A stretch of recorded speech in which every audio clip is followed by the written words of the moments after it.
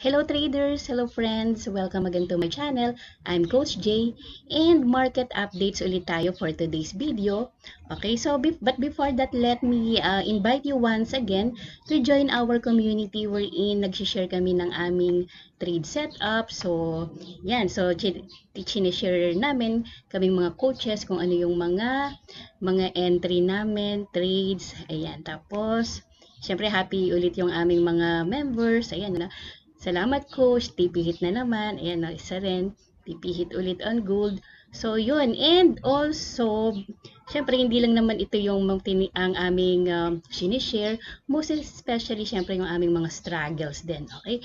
Dahil sa journey ng isang trader, kailangan talaga na merong community para naman magtulungan tayo sa ating mga challenges. Okay? So, narito kami to, of course, help you.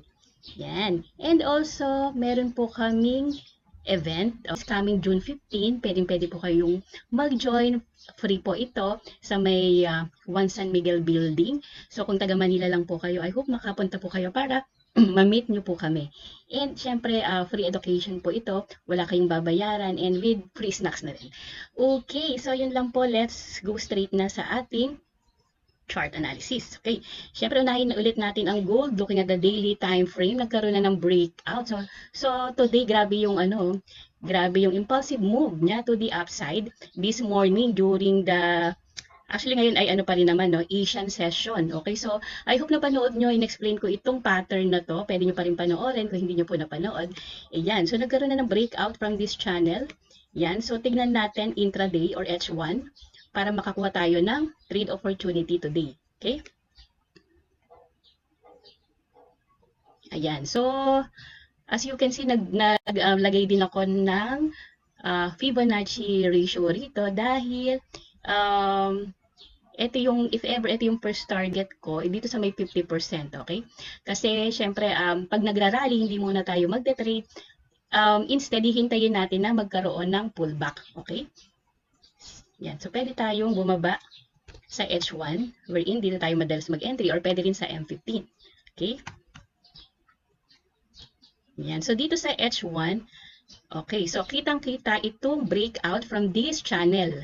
Alright, so ibig sabihin, may chance talaga na umakyat ang price and i-reach niya itong resistance na to, no? Okay. Ayan. Okay, pwede rin, pwede natin hanggang dyan yung ating resistance, okay? Alright, dahil meron ding bounce dyan sa area na yan. Okay? So, ang plano natin for today ay hintayin natin syempre na mag-pullback dahil pag mag-enter na tayo ngayon, hindi magiging maganda yung risk to reward ratio. Remember, as a trader, dapat kino-consider natin ang risk to reward ratio, okay? Kailangan mas malaki syempre yung reward kaysa sa ratio. I mean, kaysa sa risk. So, with this, ideally, pumunta pa sana siya dito sa origin nitong impulsive move na to or yung tinatawag na demand area, diba? Ibig sabihin kasi, if nagsusupply and demand kayo, dito magandang demand level. Okay? So, ang gagawin natin dito ay hayaan lang muna natin siya and we should wait patiently na i-retest niya itong breakout point na to, no? Kasi ito ay magsisilbing previous resistance. So, possible na i-test niya as support. Okay? So, dyan tayo maghanap ng ating buy opportunities. Okay?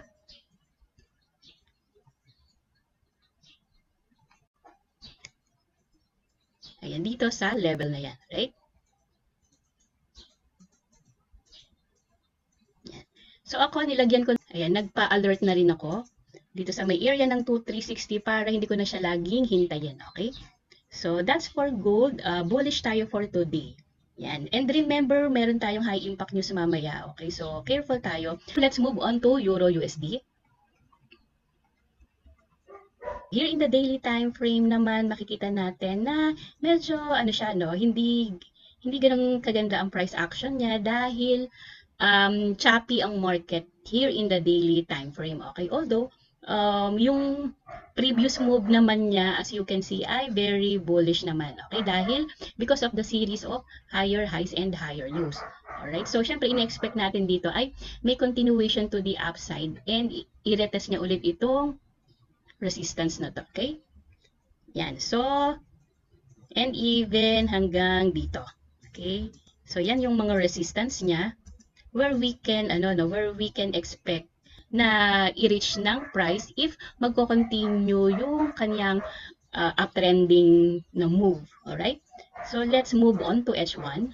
So, mas kita talaga na nasa ranging siya, okay? Or halos choppy. Kasi ibig sabihin pag choppy, hindi natin ma-identify kung nasaan yung magandang resistance or magandang support. Wala pa tayong magandang read ngayon kay Euro USD unless na magkaroon talaga ng breakout dito, okay, ng talagang isang malaking bullish na candlestick. Tapos sa pullback, doon tayo ulit magbabay, okay? Or possible din na magkaroon ng breakdown dito, magkaroon ng malaking candlestick, tapos i-retest niya, then we can look for a sell naman, okay? Yan, so that's for Euro USD. Now, let's move on to GBP USD. Okay?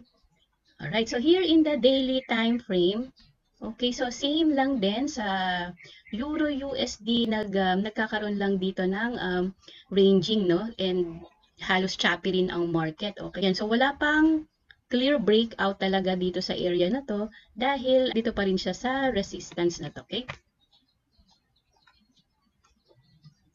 May series of higher highs and higher lows. Okay? Kaya lang, ngayon, ang price ay sitting here sa resistance level na to. Okay? So, nasa magandang location naman tayo, no? So, possible na magkaroon talaga dito ng reaction. So, either magkaroon ng breakout dito, and sa retest, doon tayo pwedeng mag-buy. Ang target natin would be this resistance level na to, okay? Pero syempre, habang nasa resistance siya, ang mga sellers ay possible na i-push pa rin nila ang price to the downside, okay? Ayan, kaya medyo hirap siya dyan. Okay? So, ako, ang gagawin ko dito ay gusto ko talaga na maklear itong area na to. Kumbaga, magkaroon ng very aggressive move to the upside. Tapos, sa retest, doon din ako mag-aabang ng aking buy opportunities. Yan. Sa H1, actually, same din siya nitong ng Euro USD wherein choppy yung market. Okay, so nagpipingpong lang din siya dito sa area na to. Mahirap mag-participate kapag ganitong choppy yung market. Okay? So, let's wait na ma-break itong range na to. Okay, tapos kapag magkaroon ng retest, dun tayo sumabay mag-buy. Okay? Ayan, bullish kasi ako kay GBP USD. Na-explain ko naman to sa weekly analysis natin. So, pwede niyong balikan yan. So, interested lang akong mag-buy dito sa GBP USD pag nagkaroon dito ng opportunity. Okay? And if ever din na dumating dito sa